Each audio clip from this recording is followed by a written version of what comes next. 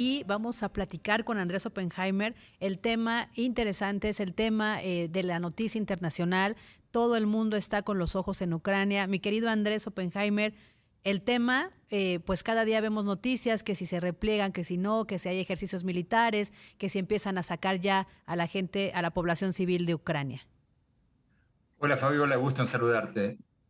Bueno, hoy las tensiones están más altas que nunca, porque fíjate que hace pocas horas el presidente ruso, Vladimir Putin, dijo que hoy, y hay que tener en cuenta que Rusia está varias horas por delante de nosotros, o sea que en cualquier minuto, en cualquier segundo, Rusia va a anunciar si reconoce la independencia de los territorios separatistas prorrusos en Ucrania.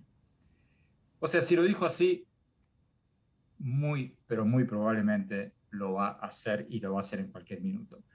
Hay dos territorios separatistas rusos en el este de Ucrania que se llaman Donetsk y Lugansk, son dos autoproclamadas repúblicas populares que en el 2014, cuando Rusia invade Crimea, los separatistas rusos, porque hay poblaciones de habla rusa y étnicamente rusas necesarias, se proclamaron independientes. Ucrania, por supuesto, no reconoció esa independencia, pero ellos se proclamaron independientes, crearon una milicia, cerraron la frontera con el resto de Ucrania y Fabiola, o sea, Ucrania lo dejó estar. Uh -huh. Y realmente esto pasaron casi desapercibidos durante los últimos 7 años, 8 años.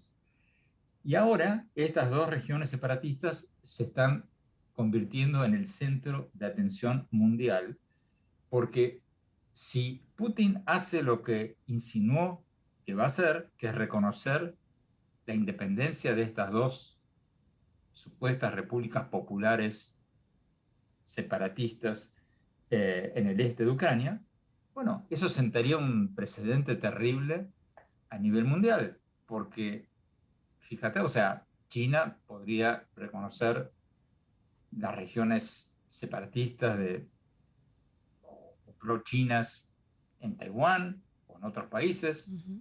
O sea, si vamos a hacer política ficción, en algún día, o sea, si esto siendo un precedente, Estados Unidos podría reconocer una minoría separatista en Yucatán o en Nuevo León. Entonces, si Putin realmente hace esto, hoy o mañana, como es probable que lo haga, podría sentar un precedente terrible para el orden mundial que se creó después de la Segunda Guerra Mundial. Y todo esto, Fabiola, tiene ribetes realmente surrealistas, Uh -huh. porque podríamos estar entrando en un conflicto mundial que ya está tumbando las bolsas en todo el mundo, incluido la de México, por una situación casi, casi te diría esotérica, porque fíjate, mucha gente no ha reparado en esto, pero el presidente de Ucrania es un ex comediante, es un ex cómico que llegó a la presidencia y que hoy probablemente no tenga mucha idea de cómo manejar las cosas, está totalmente solo.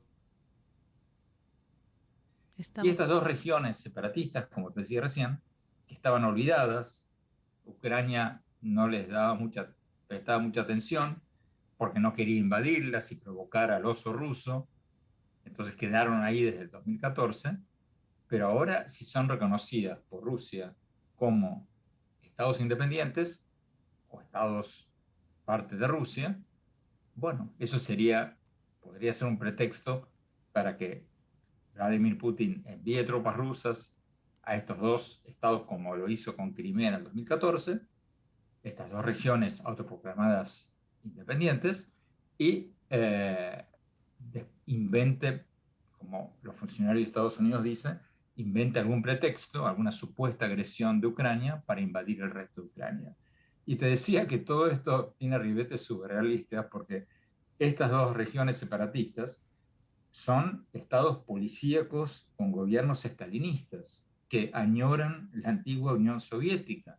O sea, todavía algunos usan ahí la hoz y el martillo como si no hubieran pasado varias décadas desde, desde el fin de la Unión Soviética. Entonces, todo esto, Fabiola, eh, podría amenazar seriamente la paz mundial y, bueno, podría sentar un precedente terrible para que otros países se sientan a tomar o apoyar movimientos separatistas en otros países. ¿Cómo lo ves? Y cuál sería, digamos, el efecto? Es decir, ¿de qué sirvió entonces que Macron haya ido a hablar con las dos partes? ¿De qué sirvió que el canciller alemán haya hecho lo mismo? La conferencia incluso de la paz realizada en Múnich, si al final Rusia está tomando estas decisiones que desencadenarán en un conflicto no solo bélico, como tú lo mencionas, mi querido Andrés, económico, o sea, el desplome de las bolsas, la repercusión en la inversión, en un mundo que está saliendo de una crisis pandémica en la que todavía ni El siquiera ve tema de, crecimiento ni empleo. bueno, tú acabas de hacer un muy buen punto, porque no es solo el desplome de las bolsas, también es la percepción de riesgo en los mercados emergentes. Porque como tú sabes, Fabiola, cuando hay una crisis mundial, los inversionistas huyen a los mercados, a los países que ellos consideran más seguros, Estados Unidos, Suiza, y sacan su dinero de los países emergentes como México y, lo que es peor, meten a todos los países latinoamericanos en la misma bolsa. Entonces dicen, sacamos nuestro dinero de América Latina y lo ponemos en bonos del Tesoro de Estados Unidos. Y para peor, este conflicto ucraniano está afectando ya a América Latina, porque la semana pasada fue el viceprimer ministro ruso, Yuri Borisov, fuera a Venezuela y se juntó con Maduro, con el dictador de Venezuela, y sugirió que Rusia va a enviar más ayuda militar a Venezuela. Uh -huh. Y si eso pasa, Colombia va a comprar más armas en Estados Unidos y entraríamos en una carrera armamentista regional y los inversionistas dirían, América Latina es inestable, yo me voy de ahí. Y aunque México esté muy lejos de Venezuela y Colombia, caería en la misma bolsa. Parece ridículo, pero así es como funciona la psicología de las finanzas internacionales. Entonces, todo esto va a tener, y esperemos que no ocurra, pero si a último momento esta propuesta de cumbre entre Biden y Putin no se realiza, si Rusia hoy reconoce la independencia de estos dos estados separatistas, autoproclamados estados, habría que decir, eh, esto va a demostrar que Rusia ya tenía planeado de antemano hacer esto y que los esfuerzos de Macron y de Olaf Scholz, del canciller alemán a los que tú te referías, bueno, eran intentos, pero, pero que obviamente no están llegando mucho. Yo creo, con todo, Fabiola, que el gobierno de Biden está manejando esto muy bien.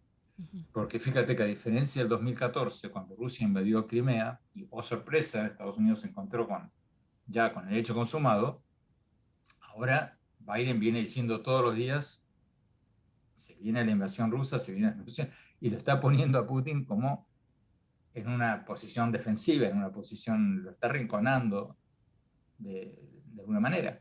Creo que es lo mejor que podría haber hecho, porque si no hacía nada, si no decía nada, hubiera quedado como sorprendido y hubiera sido un golpe propagandístico terrible en contra del presidente Biden. Si ahora hay una invasión, Biden va a poder decir, yo lo vengo divirtiendo hace 3 semanas, y Putin queda como el malo de la película.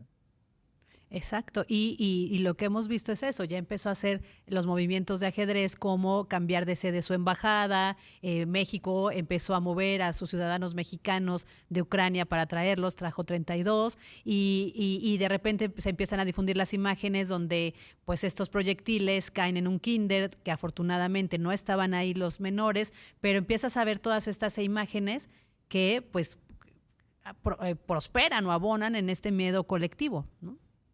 Yo creo que Putin tenía pensado hacer esto, los informes de inteligencia lo aseguran, porque la pregunta es, ¿por qué ahora? O sea, Ucrania se independizó de la ex Unión Soviética hace varias décadas, estas dos regiones separatistas estaban separadas de Ucrania, de hecho, desde el 2014. ¿Por qué hoy? ¿Por qué ahora? Entonces, Yo creo que toda esta escalada retórica y quizás no tan retórica de Putin se deben a que él ve una situación de cierta debilidad en Occidente por varios motivos, porque se fue Angela Merkel, que era la de la línea dura en Europa, y ahora se fue reemplazada por Olaf Scholz, que es un jefe de Estado cuyo partido es mucho más amigo de Rusia de lo que era el partido de Angela Merkel.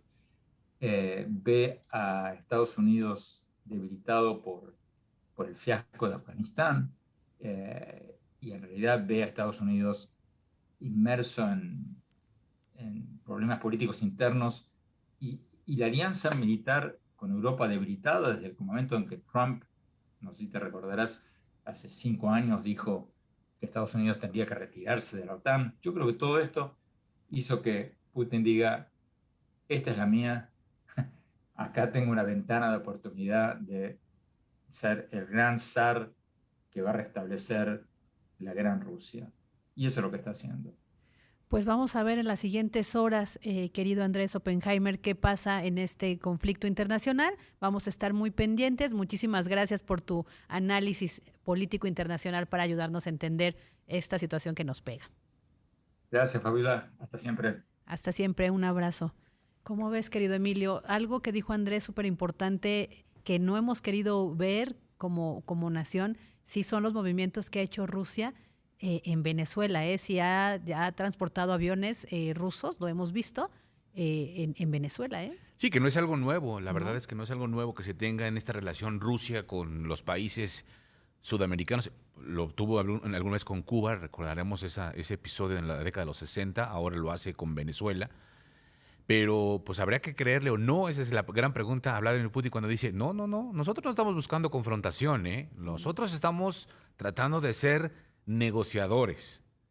Pero eso lo dijo hoy, Sí. hoy por la tarde allá en Rusia. Pero lo que decía Biden desde el viernes pasado es no es cierto. Nosotros tenemos pruebas de que realmente Rusia quiere invadir Ucrania. Bueno, pues a ver qué. Gracias a Andrés Oppenheimer.